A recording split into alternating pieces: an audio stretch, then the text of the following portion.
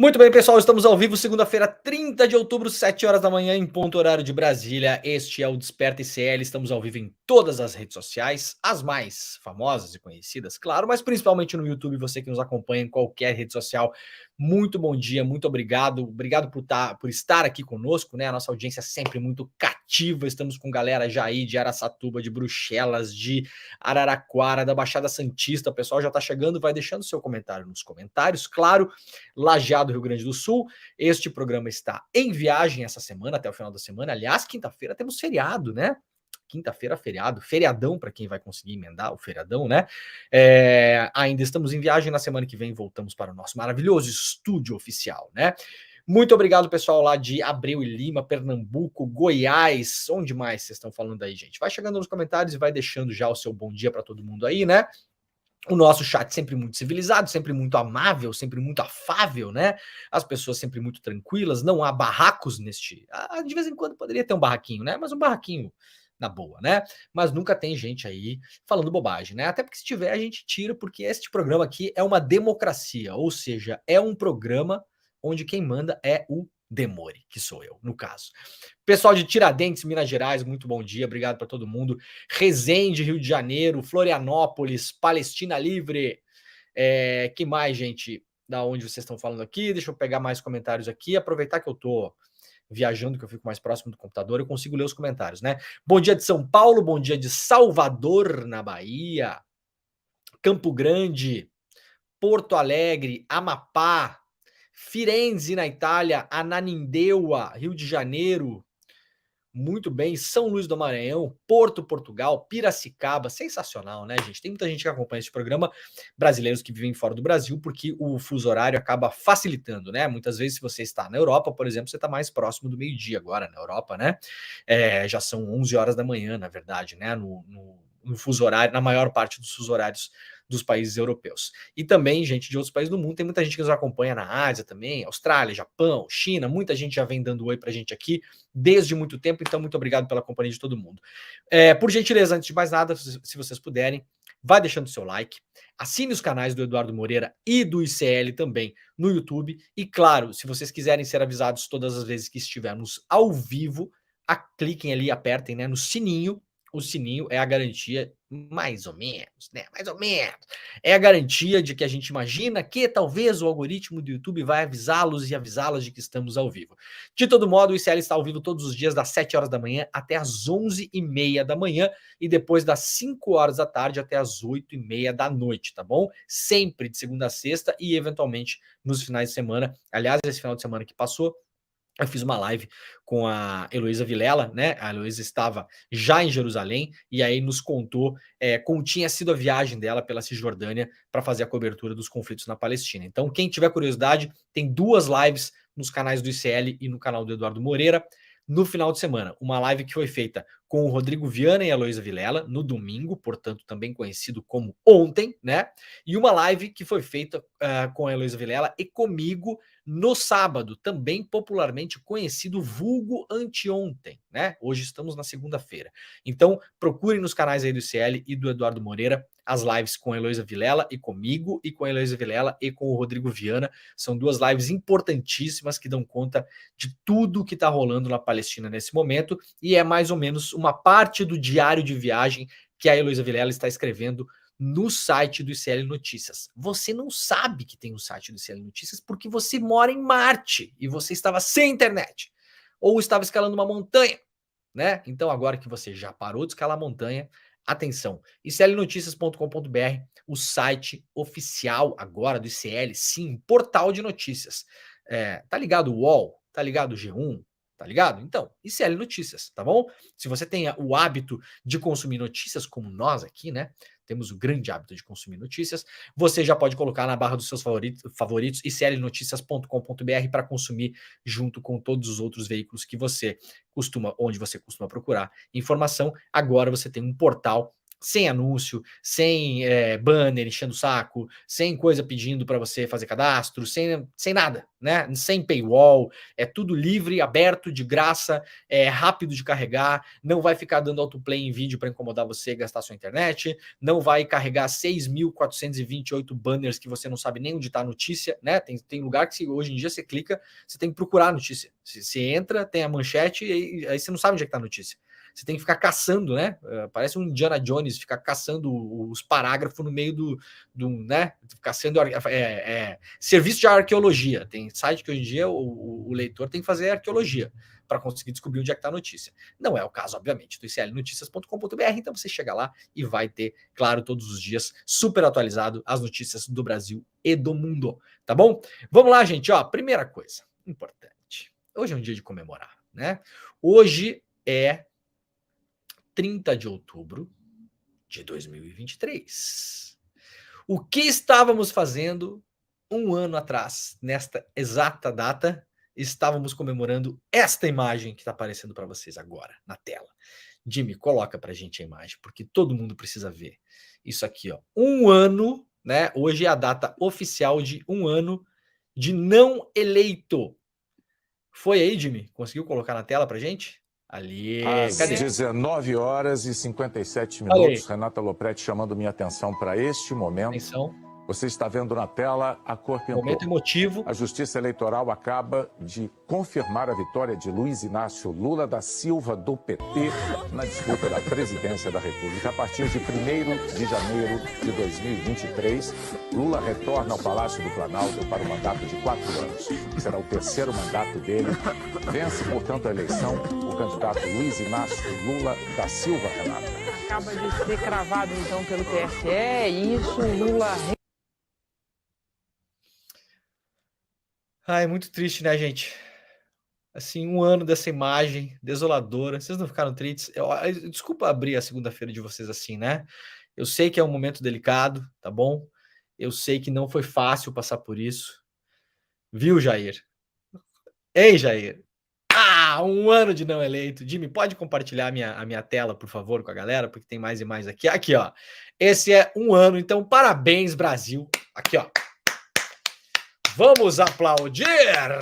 Parabéns, Brasil! Um ano de não eleito, né? Essa imagem icônica, essa imagem clássica que tem que estar em algum momento em algum museu do Brasil, quando inaugurarem finalmente o Museu da Imagem do Som no Rio de Janeiro, aquele que está há 442 anos pendurado em Copacabana, que nunca é terminado. Talvez um dia, quando inaugurarem, né? Aquele elefante branco que foi feito na Orla, vão poder usar essa imagem, né? Esta imagem aqui, isso aqui é uma imagem digna, isso aqui é a nossa Mona Lisa, não é, gente? Essa imagem aqui não é a nossa Mona Lisa? O Brasil produziu alguma coisa mais relevante na arte ao longo da sua história do que esta imagem? Na minha opinião, não. Me desculpa de Cavalcante, me desculpa Aleijadinho, perdão, tá? Mas vocês não chegam aos pés desta obra de arte magnífica, maravilhosa. Nós temos que colocá-la em algum museu, as pessoas vão visitá-la como visitam a Mona Lisa no Louvre, né? A gente tem que, aliás, montar um museu só para esta imagem. Um ano, 30 de outubro de 2023. Um ano de não eleito, grande data do nosso país. Claro que eu puxei aqui 2 memes para a gente lembrar que rolaram na época da eleição, né? Vejam só vocês, olha que beleza esse aqui, né? Esse aqui é uma coisa assim, uma imagem mais condizente com a realidade, né? Na verdade, essa imagem aqui é falsa. Essa imagem é a verdadeira. Vocês não acham? Eu acho, né? Precisamos de um fact-checking. Fact-checkers que nos acompanham no chat, por gentileza, vocês acham que esta imagem é a imagem verdadeira ou esta imagem é a imagem verdadeira? Ou ainda mais, será que essa imagem é a imagem verdadeira? O que é que vocês acham? Vamos lá, votem no nosso chat. A gente não vai abrir enquete, mas vocês podem votar. Quem acha que a imagem verdadeira é essa aqui, a nossa Mona Lisa, a Mona Lisa digital do século XXI, está aqui, né? Obra de arte conhecida como não eleito. Temos que descobrir, inclusive, quem foi o designer lá do TSE. Isso aqui é a imagem do TSE, se não me engano, né? Que fez isso aqui. Nós temos que homenagear essa pessoa, né? O nosso Picasso, o nosso Leonardo da Vinci, né? Ou a nossa Frida Kahlo, não sabemos quem fez essa imagem. Parabéns, aliás, né? Qual imagem é verdadeira, vocês acham? Número 1, essa aqui é a imagem verdadeira. Número 2, Essa aqui é a imagem verdadeira, vocês acham? Eu acho que é essa. Eu acho, né? Não estou enxergando muito bem, mas eu acho que é essa. Número 3, essa imagem é a imagem verdadeira.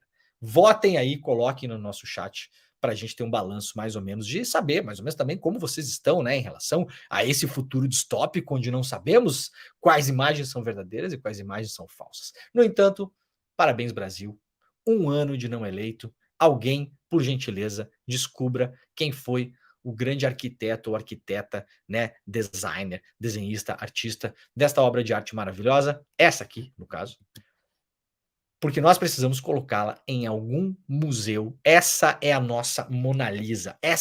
Isso aqui é o nosso teto da Capela Sistina. Tá bom? Muito bem. Que dia feliz, né, gente? Tá bom.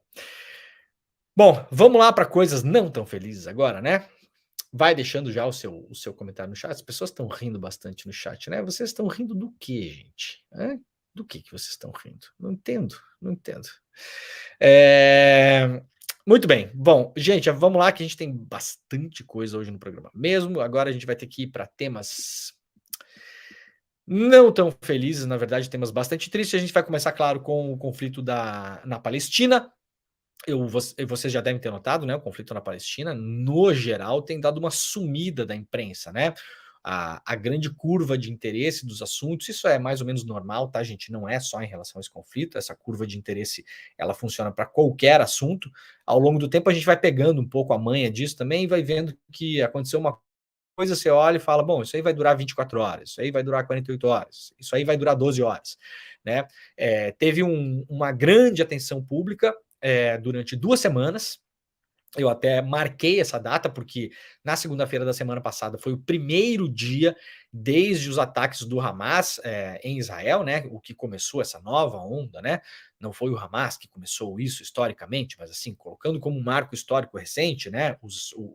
O sequestro e os ataques que o Hamas fez em território dito de Israel, porque muitos territórios ali são ocupados, não são territórios de Israel de fato, né? Enfim, vocês sabem aquela coisa toda importante, não vai dar tempo de falar aqui, mas todo mundo tá ligado, né? Em mais ou menos em que pé está este programa aqui em relação a esse assunto.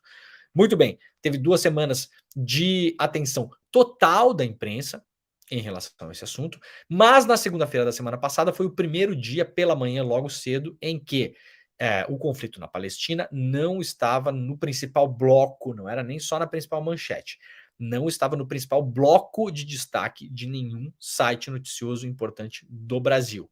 E agora ele vira um assunto colateral, como virou a guerra da Ucrânia, né? Como isso é natural, entre aspas, na imprensa que aconteça, tá? E vai depender agora de espasmos de notícias mais ou menos relevantes para ganhar algum destaque de novo. No entanto, claro, lá no site do dclnoticias.com.br, vocês terão a importância dada ao assunto do modo como ele merece. Primeiro, há um diário de guerra escrito pela Heloísa Vilela.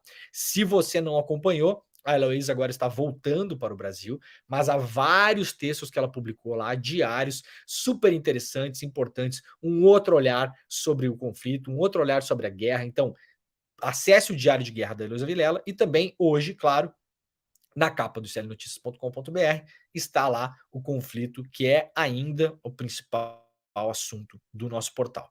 Vamos lá, então? Bombardeios de Israel matam mais de 8.000 pessoas, segundo o governo de Gaza. Das vítimas fatais, ao menos 3.342 pessoas são menores de idades. 2.000 mulheres e 460 idosos. Uma coisa importante antes de ler essa notícia. No final de semana, na sexta-feira, na verdade, o governo Biden falou que não dá para confiar nesses números de Gaza, porque eles são divulgados pelo Ministério da Saúde local de Gaza.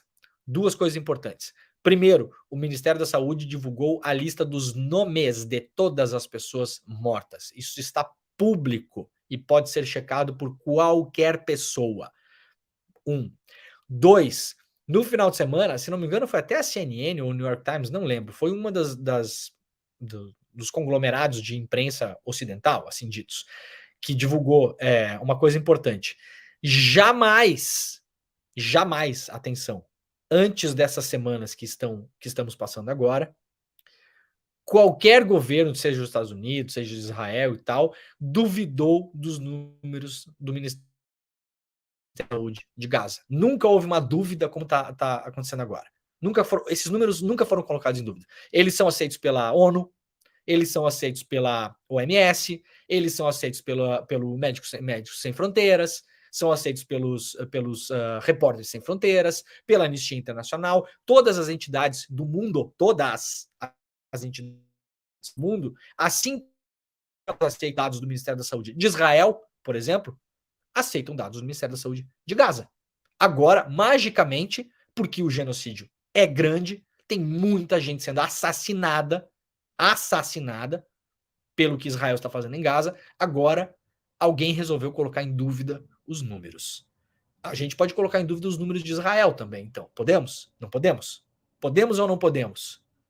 Né? Então é muito conveniente que esse assunto venha à tona agora. Ah, mas tudo bem, Leandro, mas talvez não sejam 8 mil. Não, talvez sejam mais.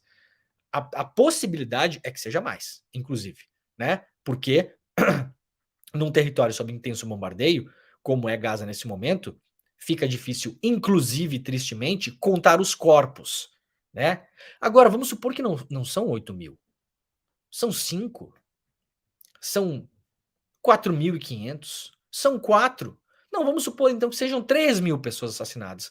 Quem sabe 2.500? Quem sabe 2 mil pessoas? Tá bom para vocês?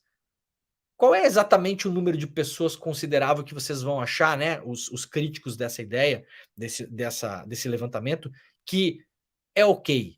Não, 8 mil é demais. Vamos falar que é mentira. Então assim, 6 mil tá bom. Tá bom 6 mil para vocês?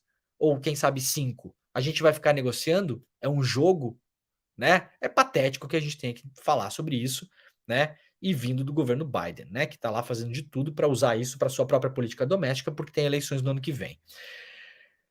Então, lá no iclnoticias.com.br chegou a 8.005 o número de palestinos mortos na faixa de Gaza depois dos bombardeios israelenses.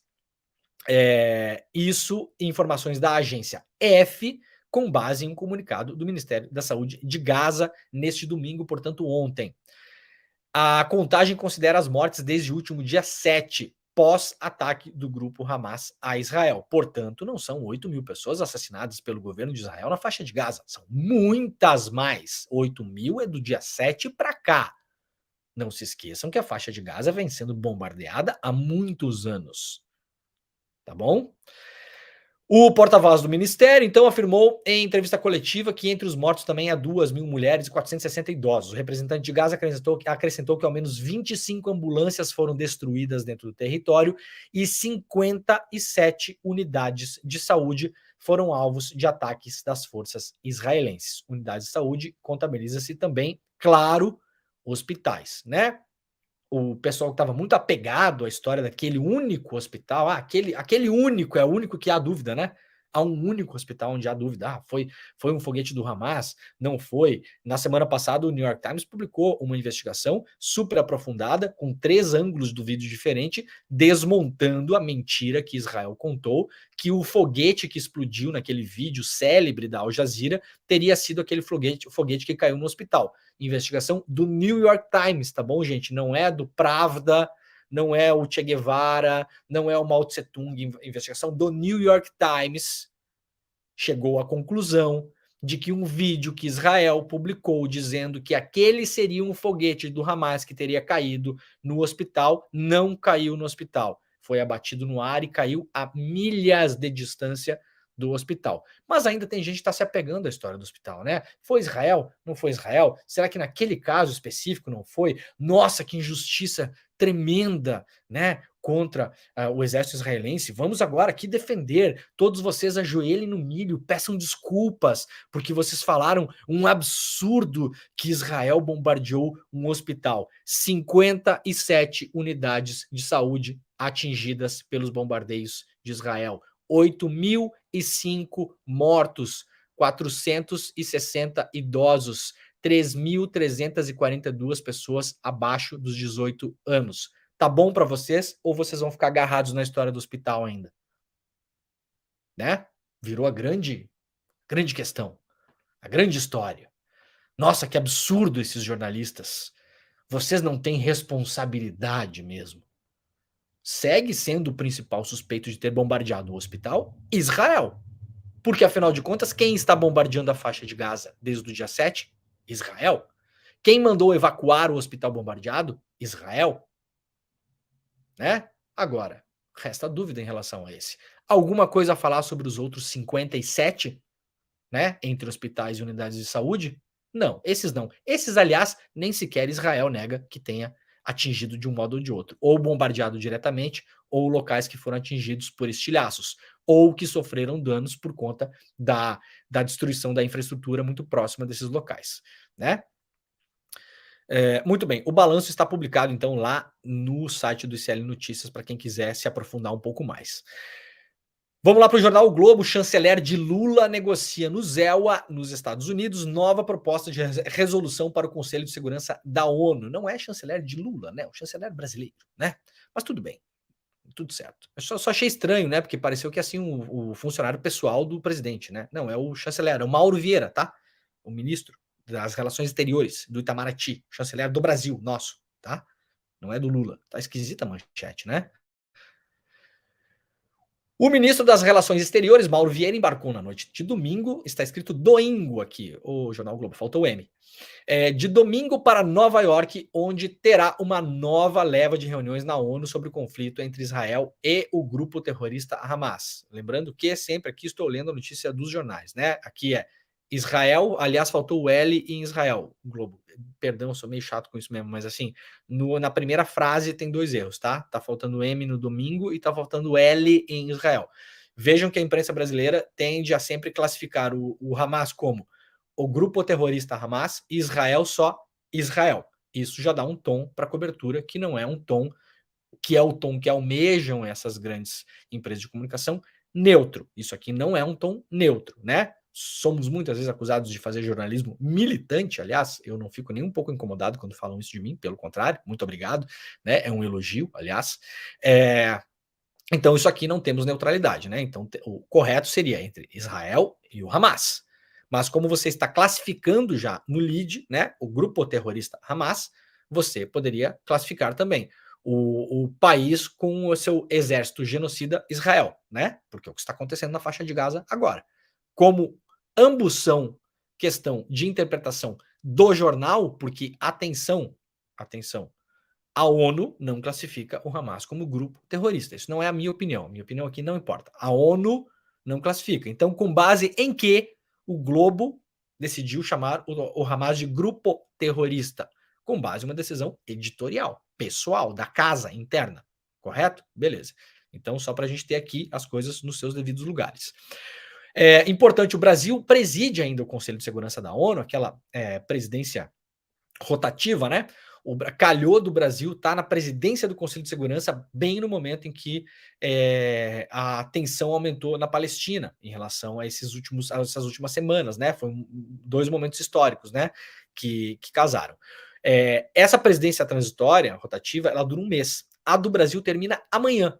Então, o que é que o Mauro Vieira está tentando fazer agora na ONU? Está tentando dar um sprint final, porque uma proposta de resolução para abrir corredores humanitários, cessar fogo, etc. e tal, já tinha sido feito pela Rússia e tinha sido derrotada no Conselho. Uma nova proposta, ouvindo os outros países, mas a proposta da Rússia não citava o Hamas. O Brasil foi lá e falou, então, vamos citar o Hamas na proposta. Mas a proposta da Rússia não falava que eu sou legal. Tá, você é legal, tá bom, bacana. Mas a proposta da Rússia não falava que a gente é mais legal do que eles. Tá, tudo bem, tá bom, você é mais legal do que eles, tá bom? O que mais você quer? A gente só quer abrir corredores humanitários, tirar as pessoas que querem sair da faixa de Gaza, poder entrar com comida, com remédio, e um cessar-fogo para reorganizar as coisas. Esse é o cerne da proposta. Se você quer ser chamado de querido, de bonito, de bacana, de legal, tá bom. O Brasil foi lá, colocou tudo dentro da proposta. O que fizeram nos Estados Unidos? Vetaram a proposta. Muito bem. Agora o Brasil está correndo entre hoje e amanhã. Possivelmente não dê tempo de fazer alguma coisa para ser votada amanhã, mas é o que o chanceler brasileiro está tentando fazer na ONU nesse momento. Embora, segundo o Itamaraty, ainda não haja um texto a ser apresentado e nem previsão de votação de uma resolução no próximo dia, o Brasil está com consultas em andamento para tentar avançar em algum consenso em torno de um novo texto. A ideia é respaldar o texto e adotar pontos em comum para evitar o veto de algum dos 5 dos membros permanentes do Conselho de Segurança, né? Estados Unidos, China, Rússia e França, né? E Reino Unido. Qualquer um desses que votar contra a resolução não passa, tá, gente? Então, a resolução do Brasil da semana passada, ela foi aprovada quase que por unanimidade, teve 2 abstenções, Rússia e Reino Unido, se não me engano, e apenas 1 voto contra, dos Estados Unidos. Ah, mas a maioria não vence, não é assim na democracia? Não, na democracia construída na ONU é diferente. Na democracia construída na ONU tem 5 votos que se falar não, é não, apesar do fato de que os outros podem falar sim, né? É um excelente exemplo, né, de democracia, inclusive, não é mesmo? Parece uma coisa meio autoritária, não parece? Pois é mais ou menos assim como funciona o Conselho de Segurança, né? De modo unilateral, autoritário, né, usando a sua autoridade, os Estados Unidos foram lá e falaram não. E enquanto isso, as bombas seguem caindo em Gaza. Aliás, no final da semana que passou, o exército de Israel começou a entrar no território com a sua infantaria também, um ataque terrestre. Muito bem, vamos lá, seguindo aqui nesse assunto. O Conselho de Segurança da ONU se reúne nesta segunda-feira para discutir o conflito na faixa de Gaza, portanto, já junto com o chanceler Mauro Vieira. Lá no iclnoticias.com.br, cessar fogo imediato em Gaza, pede Médicos Sem Fronteiras. A comunidade internacional deve tomar medidas mais fortes para instar Israel a parar com o derramamento de sangue. Pessoas estão sendo mortas e deslocadas à força de suas casas. A água e o combustível estão acabando. A atrocidade atinge em escala nunca vista em Gaza. Esse é o texto denunciado nesse final de semana pela organização Médicos Sem Fronteiras. Atenção, uma escala nunca vista em Gaza é uma escala de terror. Já visto que Gaza vem sendo bombardeada há muitos anos. Então, não é que o pessoal do Médicos Sem Fronteiras, que aliás está lá há muitos anos também, conhece muito bem o local, conhece a região e consegue classificar se o que acontece hoje é melhor ou pior, ou menos pior, ou mais pior do que aconteceu no ano passado, ou em 2021, etc, etc. Então, o alerta está sendo dado. Isso aqui não é o Ministério da Saúde de Gaza. Para quem tem dúvidas em relação, não, mas aí são números do Hamas. Quem está falando que está ruim é o Hamas. Isso aqui é a organização Médicos Sem Fronteiras, que está operando no local, aliás, né? Vamos lá para o Diário do Centro do Mundo. ONU alerta para colapso da ordem pública em Gaza e pressiona Israel. A intensificação dos bombardeios e a ampliação da ofensiva terrestre das Forças Armadas de Israel na faixa de Gaza levaram a uma série de saques a armazéns e centros de distribuição de alimentos da ONU. Esse cenário levantou preocupações sobre o colapso da ordem pública na região, alertando para uma situação cada vez mais desesperadora. O secretário-geral da ONU, Antônio Guterres, insistiu novamente por uma pausa humanitária no território palestino, enquanto autoridades internacionais expressaram preocupação com a resposta desproporcional de Israel ao conflito. Durante uma visita a Katmandu, capital do Nepal, Guterres expressou seu lamento devido à intensificação das operações militares por parte de Israel na faixa de Gaza. Ele enfatizou que, em vez de uma pausa humanitária amplamente necessária e apoiada pela comunidade internacional, a situação viu um aumento nas operações militares israelenses, agravando ainda mais a cruel crise humanitária na região. Apoio internacional, mais ou menos, né? Do que eu tenho visto, o único país que tem se expressado muito fortemente e usado, inclusive, a expressão genocídio planejado é o governo da Espanha, através da sua ministra, se não me engano, a ministra dos Direitos Humanos. Eu tenho seguido ela no Twitter, ela vem se posicionando sobre isso todos os dias, né? Agora, vários outros países não têm expressado absolutamente nada além da boa e velha hipocrisia. Os Estados Unidos, aliás, mandaram armamento e mandaram dinheiro para o exército israelense, né? Em maio, quem acompanha esse programa sabe, eu estava em Oslo, na Noruega, onde inclusive estou agora, novamente, né? Para quem não sabe, eu sou professor convidado da Universidade Metropolitana de Oslo. Muita gente pergunta, você vai aí toda hora e tal? Sim, é por isso, eu venho a trabalho, né? Em maio vim também. E eu filmei, aliás, mostrei no programa aqui, o porta-aviões. Falei sobre isso, inclusive, com a Heloísa Vilela, na nossa live de sábado, sobre a experiência da Heloísa Vilela na cobertura do conflito lá na Cisjordânia.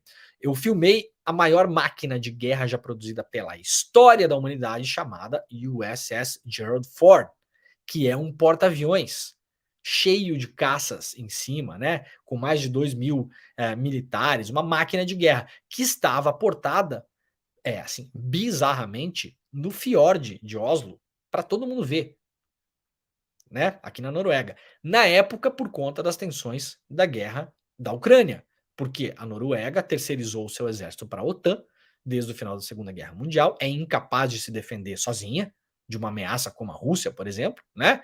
E aí os Estados Unidos mandaram para cá porque a Noruega faz fronteira seca com a Rússia lá no extremo norte. Sabem onde está o porta-aviões Gerald Ford nesse exato momento? Está no Mar de Gaza, na frente do Mar de Gaza, na frente. Então, assim, apoio internacional, Guterres, você tá meio sozinho nessa aí, tá? Lamento lhe informar. Ato em solidariedade à Palestina reúne mais de 2.000 pessoas na Avenida Paulista. Também noticia aqui o islnoticias.com.br. Lá na revista Fórum, Netanyahu apaga tweet e se desculpa após falha da inteligência em 7/10. O primeiro-ministro de Israel provocou uma crise no governo sionista após acusar os chefes da inteligência e do Shin Bet, a agência de segurança que atua em Israel, uma espécie de ABIN israelense, né? Ou uma CIA, se querem, né? A ABIN não, porque a ABIN é a agência da atrapalhada, né? Bom, é mais parecido com a CIA, porque é uma coisa de fato eficiente para o mal, né? O Netanyahu então publicou um tweet alertando para uma falha da inteligência no dia 7 de outubro, quando os soldados do Hamas promoveram um ataque que matou cerca de 1.400 israelenses e também levou pessoas sequestradas para o território da faixa de Gaza. Em nenhum momento foi dado um aviso ao primeiro-ministro sobre a intenção do Hamas de iniciar uma guerra. Pelo contrário, todos os responsáveis da defesa, incluindo os chefes da inteligência da ABIN israelense, avaliaram que o Hamas não estava focado nisso. Essa foi uma avaliação submetida repetidamente ao primeiro-ministro e ao gabinete por todas as entidades de defesa, de inteligência e até o início da guerra, escreveu Netanyahu, meio que dando uma passada de pano, né? O Netanyahu tinha publicado um tweet falando que tinha acontecido uma falha de segurança, né? Que os caras não tinham visto o que estava acontecendo, depois apagou e publicou justamente o contrário. Acontece que várias pessoas, inclusive antes do dia 7, já estavam publicando nas redes sociais, inclusive o principal líder da oposição em Israel, me foge o nome agora aqui, deixa eu ver se a revista Fórum pegou isso. Não. Tá aqui, ó. A publicação, não é. Isso aqui é tudo gente do governo Netanyahu, né? Não, tá aqui, ó. O Yair Lapid, né, o líder da oposição, ele tinha publicado um vídeo nas redes sociais antes dos ataques do Hamas, alertando que sim, estava chegando informações da inteligência de que alguma coisa séria e grande aconteceria nos próximos dias. Portanto, há que se investigar a fundo essa história. Como o líder da oposição tinha informações e Netanyahu não. Se as tinha, não fez nada. Não deu bola, não agiu, eventualmente achou que era bom que acontecesse, é possível.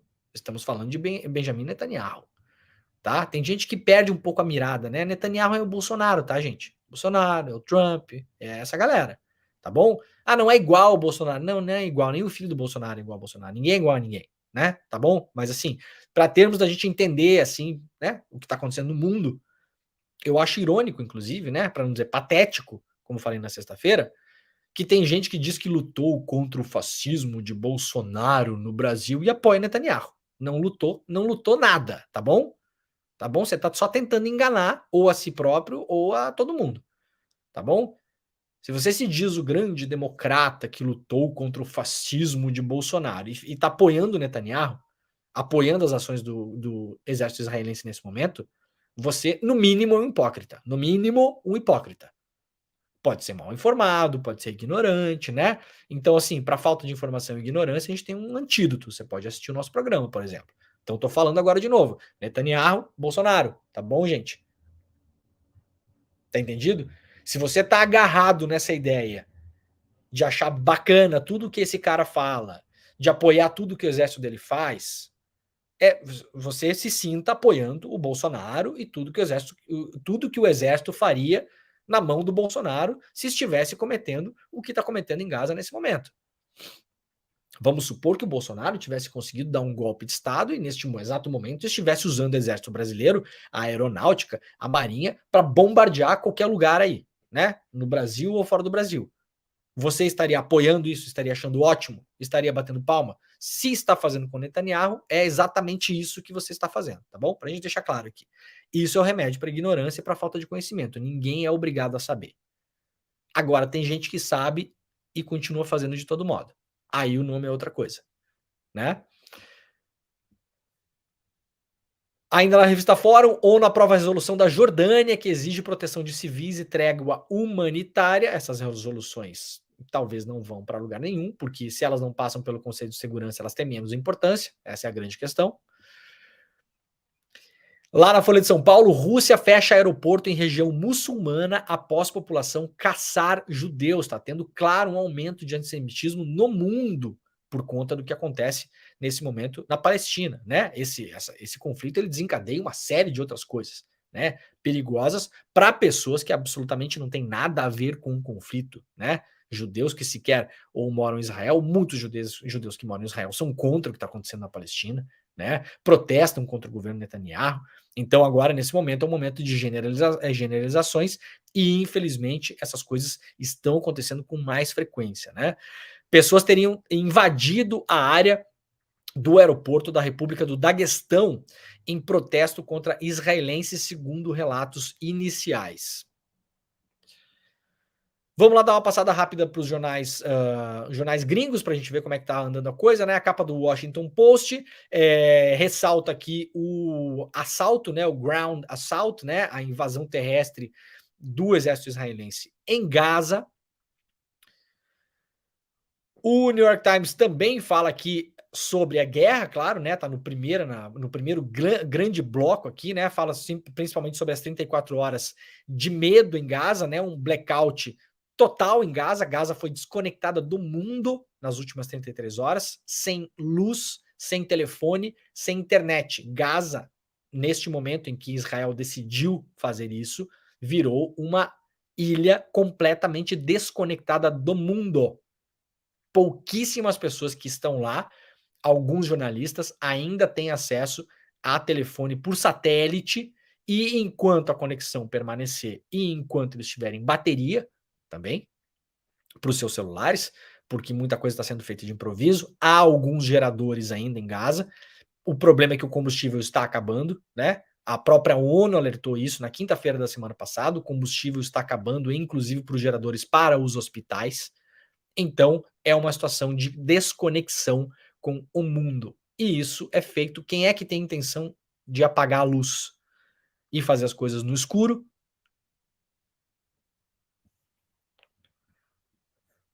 Na capa do jornal inglês The Guardian também, né? As forças israelenses divulgando que atingiram 600 alvos ligados ao Hamas, segundo as forças israelenses, e agora estão expandindo o seu avanço dentro do território de Gaza, né? Isso com artilharia e com infantaria, né, gente? Com tanques, com carros blindados e tal, e com soldados também. Aqui na capa do Telegraph também, a principal notícia é o conflito lá na Palestina. A capa do jornal É o País também. Os tanques israelenses avançam em uma ofensiva sobre a cidade de Gaza. Aqui tem imagens, né, do É o País mostrando de longe, né, é o que dá para pegar, né? Alguns jornalistas conseguem se posicionar mais próximos da fronteira e conseguem mostrar o avanço dos tanques, né? E aí, claro, também a gente vai ter agora, cada vez mais, filmes que são publicados na internet, que são filmados pelos soldados israelenses na sua invasão a Gaza. Então, preparem-se para cenas heróicas de soldados sendo salvos heroicamente, aquela coisa toda, porque isso vai fazer parte também da propaganda da guerra, né? Então aqui já no El País já tem um pedaço, né? Tem aqui esse vídeo eu assisti um pouco antes de ir para o ar, tem uma parte aqui que mostra, aqui ó, deixa eu ver se é esse aqui que estava na matéria antes, que mostra o avanço dos tanques, né? Não, isso aqui são as cenas de destruição em Gaza. Tem um outro vídeo nessa matéria do país que mostra o avanço dos tanques, eu acabei não separando pra gente aqui. Lá na capa do Corriere della Sera, o conflito já perdeu um pouco de espaço. Nós temos aí, na primeira história, um escândalo doméstico, local, né? E aqui no segundo pedaço do jornal temos então os combates no entorno da cidade de Gaza e o ataque que está sendo feito agora pelo exército israelense.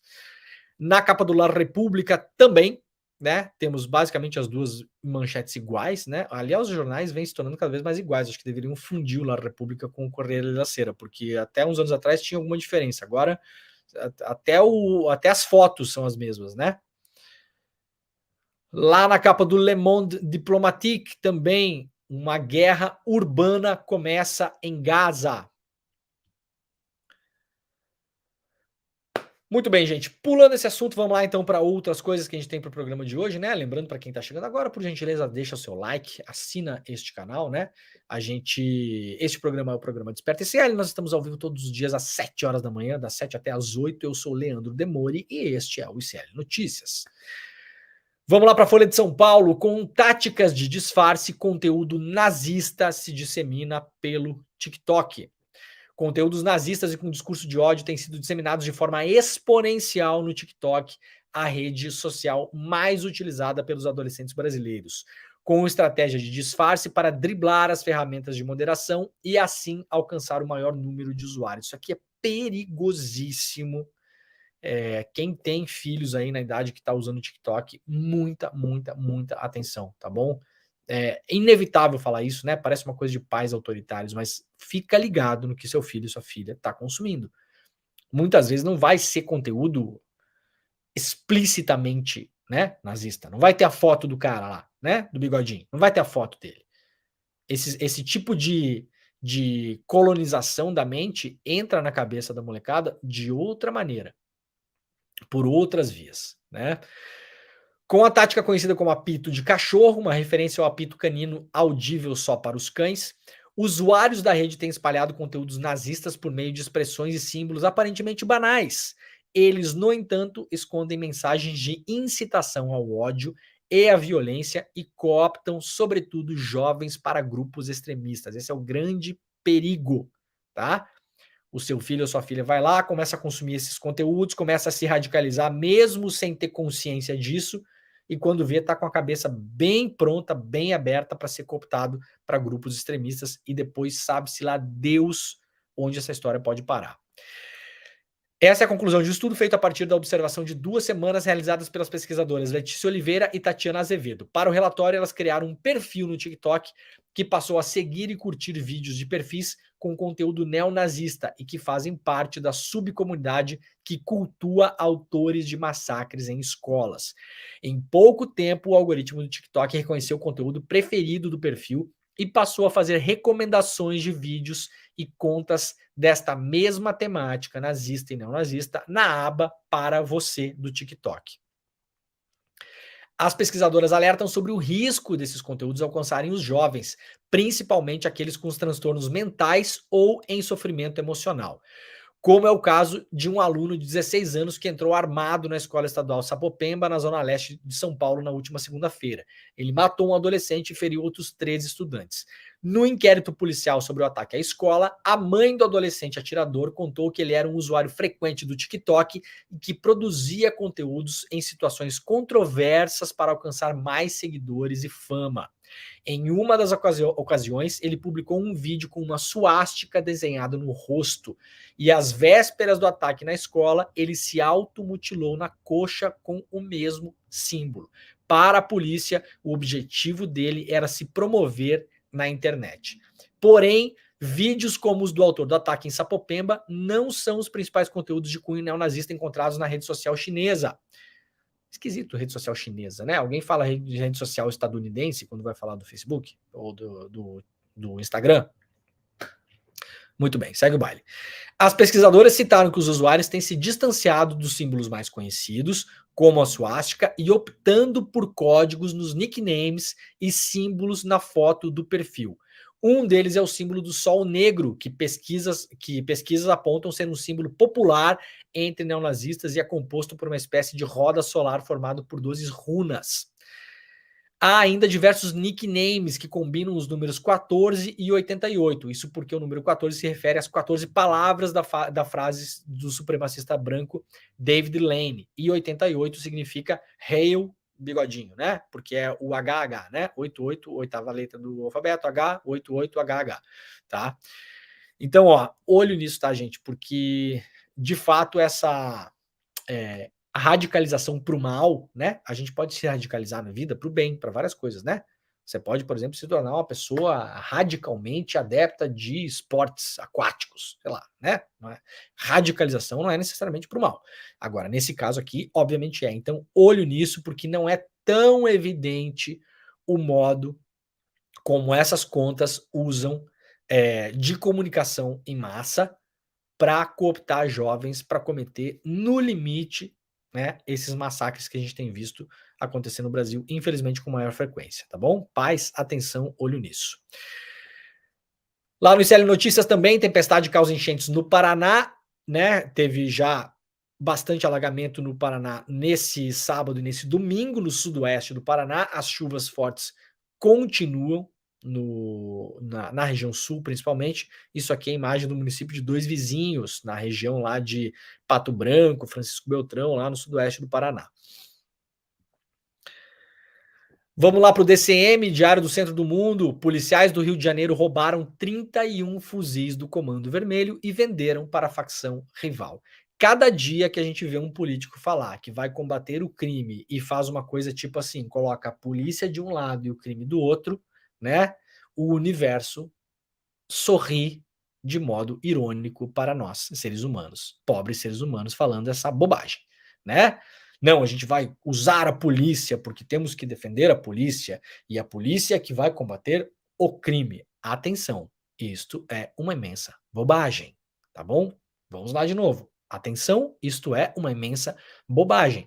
Sobretudo no Rio de Janeiro, onde polícia militar e polícia civil estão enfiadas com o pé nessa jaca até o talo, aqui juntinho com o crime organizado, seja de perfil mafioso miliciano, seja de perfil de facções, as facções mais clássicas, mais antigas, digamos assim, né? As facções do tráfico de drogas, né? Então aqui, mais uma prova de que ao tentar combater o crime, né? É muito legal esse negócio de combater o crime. Parece o Sérgio Moro falando. Quando eu vejo gente falando isso, eu me lembro do Sérgio Moro, tá? Desculpa aí quem fala, mas ó, quando vocês entram nessas, parece o Sérgio Moro, tá bom? Combater o crime, tá bom? Se não forem fazer uma reforma profunda nas polícias, investigar as polícias, prender policiais, afastar policiais, abrir concursos novos, formar policiais novos com uma outra mentalidade, diferente dos cursos de formação que tem hoje para a polícia, tudo continuará exatamente como está. Policiais civis do Rio de Janeiro estão sob investigação da Polícia Federal devido a suspeitas de envolvimento em atividades criminosas. De acordo com informações de um relatório de inteligência, os agentes teriam roubado fuzis do Comando Vermelho e vendido para um grupo rival. Isso aqui não é novidade, tá bom, gente? Isso aqui é novidade, esse grupo aqui. Esse roubo aqui é novidade. Isso aqui é uma atividade de comércio antiga da polícia do Rio de Janeiro. Antiga. É um clássico. A polícia vai lá, faz uma operação em algum lugar. Apreende armas e drogas. Onde vocês acham que essas armas e drogas muitas vezes vão parar? Ou elas são vendidas para grupos rivais, ou elas são vendidas de novo para a própria facção. Então você vai lá, pega 5 fuzis do Comando Vermelho e 500 quilos de maconha. Aí você chega para o Comando Vermelho e fala: senhor Comando Vermelho, essas coisas aqui são suas. Para o senhor tê-las de volta, o senhor tem que pagar por elas. e o Comando Vermelho paga, e essas coisas voltam para o Comando Vermelho. É um comércio. Isso é um clássico. Tá bom? Não é novidade nenhuma isso aqui. O relatório descreve que policiais civis teriam exigido o pagamento de uma quantia considerável para liberar um armamento do Comando Vermelho que havia sido detido. Quando o pagamento não foi realizado na totalidade, os policiais conduziram uma operação na qual apreenderam 31 fuzis da facção. Essas armas foram posteriormente negociadas com o TCP, Terceiro Comando Puro, um grupo rival do Comando Vermelho. São os dois grupos de facções de drogas mais fortes do Rio de Janeiro hoje, posto que a ADA, né, é uma facção que praticamente não existe mais.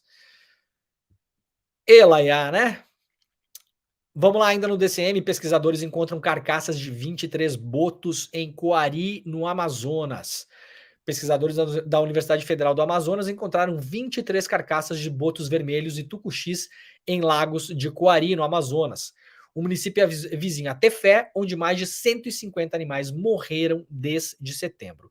A maioria das carcaças se encontrava em estado avançado de decomposição, indicando que os animais haviam morrido já há alguns dias.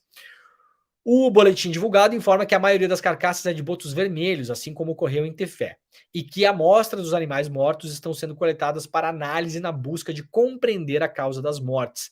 A alta temperatura da água é apontada como a maior das hipóteses. Mudança climática ameaça insetos que polinizam lavouras como café e cacau. Atenção, pessoal do agro! Tá na hora de acordar, pessoal do agro. Tá na hora de acordar, né? Tem gente que estava achando que o mundo ia se acabar, mas ia continuar tudo dantes como, né? Como nunca antes. Atenção, pessoal do agro. Atenção, plantador de café.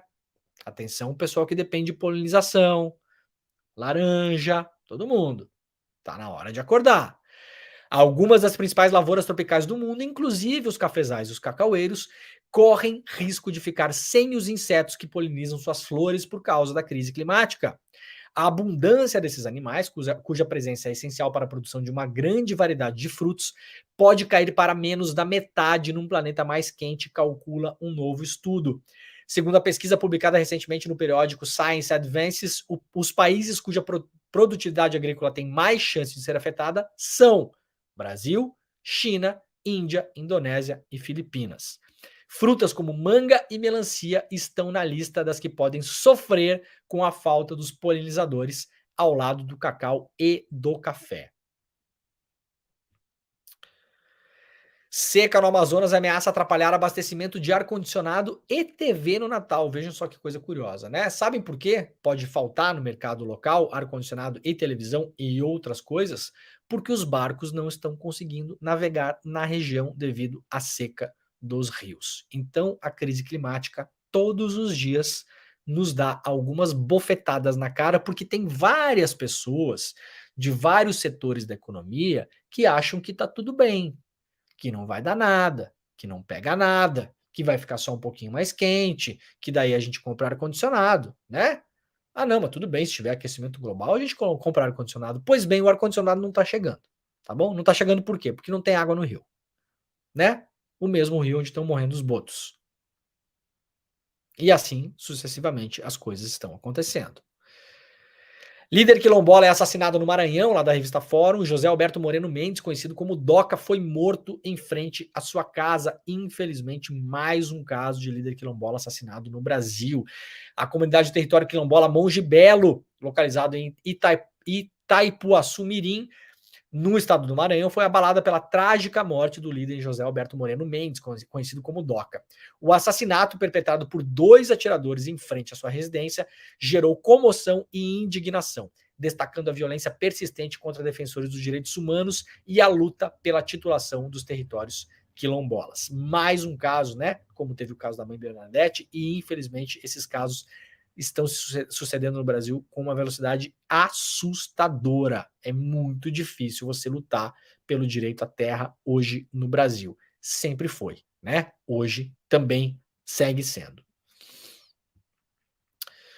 Bom, temos um vídeo aqui da Carla Zambelli desmaiando no aeroporto de Congonhas, mas vamos fazer o seguinte. Eu imagino, né? Eu não sei se o William De Luca a essa hora está no WhatsApp, Deluca, você está aí, William Deluca? Se você estiver, pegue o seu celular agora e me responda, né? O Deluca está entrando no ar daqui a 6 minutos, imagino que ele deve estar ocupado. Deluca, o senhor mostrará o vídeo da Carla Zambelli desmaiando no aeroporto? Se sim, eu não vou mostrar hoje aqui, tá bom? Não mostrarei, né? Este programa aqui não é um programa de fofoca, tá bom? Não é. Programa de fofoca é o programa do William Deluca. E que bom, porque eu adoro fofoca, né? E quem não gosta de fofoca não sabe o que tá perdendo. Então, quem gosta de fofoca é uma fofoca qualificada, claro, é uma fofoca do ICL, né? É uma fofoca de gabarito, é uma fofoca de consistência, né? O programa do Deluca começa às 5 horas da tarde, né? O nosso querido rolê, né? Vamos dar um rolezinho, né? Com o William Deluca. Ou então, meu querido Deluca, se você for mostrar esse vídeo, deixa eu ver se ele vai me responder aqui. Não deve estar online nessa hora, né? Tá muito ocupado. Vamos ver. Mas deve mostrar. Se não mostrar, vou pedir para que ele mostre o vídeo. Então, temos vídeo, sim, da Carla Zambelli desmaiando no aeroporto, mas a gente não vai mostrar aqui. Vamos manter o segredo, vamos manter o mistério, né? É bom, é um misterinho, né? 7h55 da manhã, vocês podem. Depois, quem quiser pode procurar, mas também não precisa procurar, gente. Ó, 5 horas da tarde, você cola aqui, né? Que vai ter. Vai ter, com certeza vai ter. Com certeza vai ter. Ai, muito bem. Vamos lá então para o final. Deixa eu antes rapidamente me despedir aqui do pessoal que nos acompanha na TVT, na TV Querimurê e também na Rádio Brasil Atual. Este programa, como vocês sabem, está em rede, né? A nossa rede consiste em fazer a transmissão pela internet, em vários canais, mas também na TV aberta, TVT, em São Paulo, Grande São Paulo, TV Querimurê na Bahia, Salvador e Grande Salvador, e também na Rádio Brasil Atual. Sim, você pode nos ouvir pelo seu radinho também em São Paulo. Então, muito obrigado a quem nos acompanhou nesses 3 veículos. Amanhã nós estaremos de volta, tá bom? Com o Desperta ICL. Um beijo pra vocês, gente. Tchau, tchau. Ó, galera, rapidamente 2 notícias para encerrar aqui. Polícia da Colômbia oferece recompensa de 240 mil reais por informações que ajudem a encontrar o pai do jogador Luiz Dias, do Liverpool. Homens em uma motocicleta interceptaram o carro dos pais do jogador em La Guajira. A mãe foi liberada ainda na noite de ontem, mas o pai dele segue sequestrado. Isso aqui é uma notícia do mundo da bola, né? Mas que está sendo bem falada em vários meios de comunicação do mundo todo. E aí, para encerrar, eu acho que é isso. Para encerrar, é isso. Muito bem. Então tá, ó, vamos fazer o seguinte, vamos terminar o programa. Ô, Jimmy, faz uma gentileza pra gente. Eu vou me despedir aqui da galera. Pode me colocar só na tela, só eu? Eu vou me despedir do pessoal aqui, né? Então, muito obrigado pela audiência de todo mundo. O ICL Notícias primeira edição está começando neste exato momento. Vocês não precisam mais sair daqui para acompanhar o ICL, o N1, o nosso querido N1, né? Que começa daqui a pouquinho com a Vivi, com o Deluca, com o Edu, com todo mundo lá, né? Todos os nossos comentaristas, com o Rodrigo, tá todo mundo no estúdio já. Fiquem por aqui. Lembrando que a gente vai ao vivo até às 11h30 da manhã. Então, vamos terminar o programa do seguinte modo. Jimmy, por gentileza, tire a nossa tela do ar, sai tela, deixa só o papai. Tela sai, fica papai. Muito obrigado pela audiência de todo mundo. Será que o Jimmy está me ouvindo? Sim, está me ouvindo. Muito obrigado pela audiência de todo mundo. Nós voltamos amanhã e vamos encerrar, Jimmy, com o vídeo do dia, né? Do dia, hoje é o dia mundial do não eleito, feriado mundial. Sabiam disso? Eu estou na Noruega, ninguém está trabalhando aqui. Estou olhando pela janela, aliás, está nevando, primeira neve do ano na Noruega. Ninguém está trabalhando nesse momento em Oslo, por quê? Porque é feriado global hoje, que é o feriado global do não eleito, né? 30 de outubro faz um ano que o cidadão não foi eleito. Então vamos terminar o programa. Jimmy, você pode colocar o vídeo, depois já roda a nossa vinheta e o programa se acabou-se, tá bom? Muito obrigado para todo mundo. Fiquem aí com o vídeo do não eleito. Um beijo e ó, tchau. Às 19h57, Renata Lopretti chamando minha atenção para este momento. Você está vendo na tela a cor pintou. A Justiça Eleitoral acaba de confirmar a vitória de Luiz Inácio Lula da Silva, do PT, na disputa da presidência da República. A partir de 1º de janeiro de 2023, Lula retorna ao Palácio do Planalto para um mandato de 4 anos. Será o 3º mandato dele. Vence, portanto, a eleição o candidato Luiz Inácio Lula da Silva, Renata. Acaba de ser cravado, então, pelo TSE, isso, Lula...